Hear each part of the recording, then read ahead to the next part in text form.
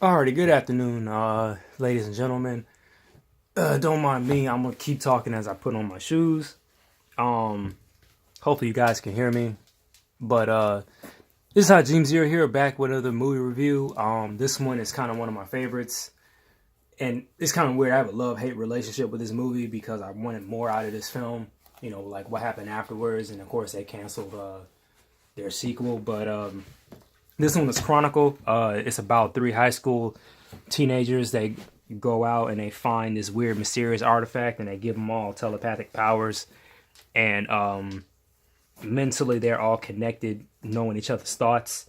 Um, well, I think they sense each other's feelings. I don't think they can read each other's minds, but they have telepathic powers. Of course, they can move things with their mind. They can fly. It's just that basic kind of stuff. It's not. It's kind of weird because every time I see like psychic abilities being portrayed in movies, it's always limited or to certain rules. Of course, you know, with Marvel Comics, you know, with X-Men, they have different telepaths that could do certain things. Only strongest one I can think of is possibly Apocalypse, but he's already OP because he can already do so much other shit. But this movie stars Michael B. Jordan. I can't remember the guy's name. He played Harry in what was it? The Amazing Spider-Man 2. It's something DeHaan, and the dude that plays the cousin of his, they pretty much all have powers. I can't remember his name. I'm drawing a blank, but I haven't seen him before. But Michael B. Jordan is pretty much the big famous one here. You know, he already had a little bit of credits before doing this movie, of course. You know, this is before Creed and Black Panther. He did a movie with Keanu Reeves when he was a kid, Hardball, and then he did The Wire. But pretty much the whole narrative of the story, it pretty much asked the question, yeah, mainly high schoolers, but even normal people, if you have powers, how would you use them? And even though some people on YouTube were talking about this movie, this is a good villain origin story. And, you know, it sucks because I have not really pity, but empathy on the character because he's being abused. And then on top of that, he's being punked at school every day. So, you know, luckily for him, with him, once him and his friend and his cousin get these powers, you know, they're all hanging out, you know, together. And, you know, he doesn't have to experience, you know, that every day. You know, they're learning how to use their powers and they bonded closer together. But he did state a good point, you know, when he finally snaps, he said, I didn't have any friends. Yeah, but before the powers, like, you never really paid attention to me. But at the same time, the character he's saying it to, he wasn't punking him at all, you know. His cousin wasn't punking him at all. But, and this is a lesson even to me that I have to, do with myself. You know, if you're being punked or bullied or something like that, you have to speak up and say, you know, even in high school, like, yeah, I'm being abused at home and this, that, and the other. And, you know, with the father, he's probably taking it out on the son because in the story, his mom is dying of some kind of terminal, you know, disease and she can't breathe. You know, she has breathing complications. She does end up dying. And it's just a very, very sad story, you know. And of course, spoiler alert, in the end, the Andrew does end up dying, and of course, Michael B. Jordan's character does die too. And I can't remember the character's name. He's on the screen right now with the plaid shirt, but he's pretty much in the story. He wanted to, be a cop and just go out and help people, and he has a power, so he ends up doing that. You know, well, first he goes to Tibet because that's where he said that's where Andrew wanted to go, and then he said he's going to find out what happened to him. And the good mysterious element of the film, they never did explain what that artifact was.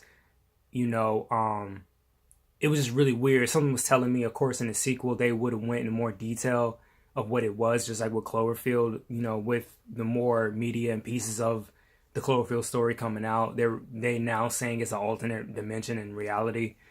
But when we get to Cloverfield, I'll talk all about that. But pretty much, I don't have much else to say about the film. The acting in it was very good. Uh, you know, the director is the same dude that did Fantastic Four. I think his name is Alex Trank. Um, it's kind of tad bit fucked up because they gave him faith into doing that because how well this movie was. It didn't get a big wide release, but it got good attention and, like I said, good acting that was in it.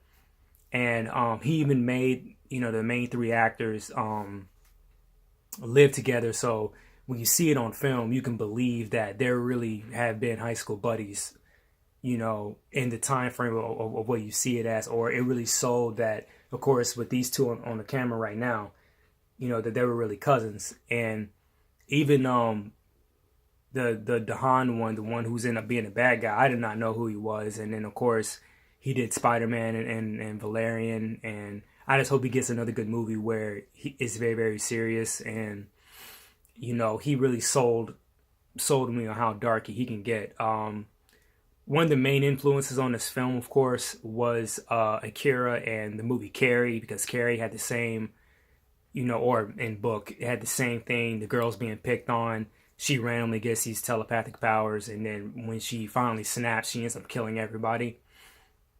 And in a way, just like the other movie, what was it? I think it was Unfriend. Yeah, it could have been Unfriend because they made a sequel to it, even though the sequel had nothing to do with it. One was supernatural, and one was a practical guy going around killing people. But it was pretty much an anti-bullying statement, and I think they even did that with Carrie. Of course, it's a horror movie, so people have to die, and in the wake of all these school shootings and just people snapping, it's true. Most of the time they are being punked. And in some of the cases, even that Parkland shooting, I'm not going to defend this guy, but from what they didn't tell you was, he tried to seek help. He knew he was unstable. And for some weird reason, they never gave him the help. And then and ironically, word is that the main one who was out there protesting, the whole gun law, strict gun laws, which I kind of don't disagree with. I really believe, just like with the driver's license, you should get it renewed every other year. You should have some kind of mental evaluation. And of course, we have a right to bear arms, but they create loopholes, the NRA is funding the whole thing, yada, yada, yada. But my point about talking about the girl, come to find out, she was punking the dude who was there. And, allegedly punking the dude. So, we can talk about it in the comments. It is a touchy subject because I'm pretty much neutral. I'm not picking or choosing a side.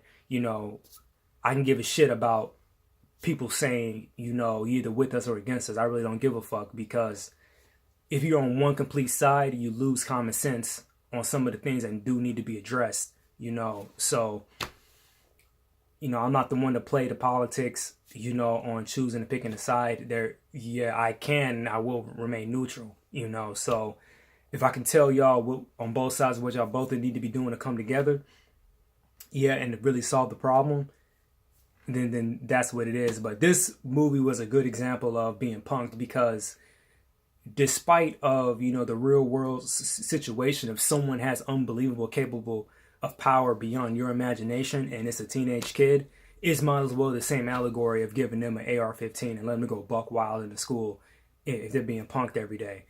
So another good thing I will say about the film that I also liked, they had a very, very crazy marketing scheme.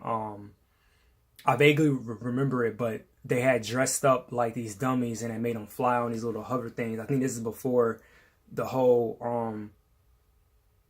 drone thing had became popular, but around Seattle, people were taking pictures of flying people. So it was a very cool concept. There are a couple times the visual effects are good in this, and sometimes where you could definitely tell it was fake. The shitty thing about the Blu-ray, and I don't think you can find any footage anywhere, but that's how quiet the movie was, is that they didn't have any behind the scenes stuff. Where they had like the previs, of course, and they had some deleted scenes, but like Paranormal Activity, I think that's what made the movie a little bit scarier. Was they didn't have much behind the scenes stuff, you know, to show.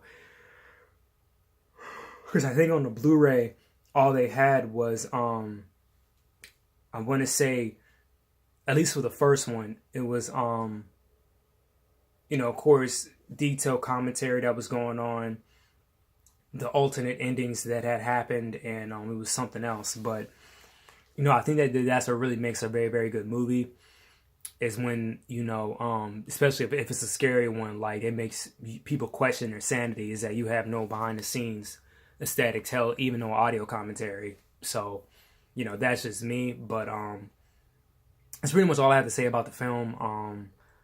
You know, again, we can talk about it in the comment section, and I will see you guys later. Peace out.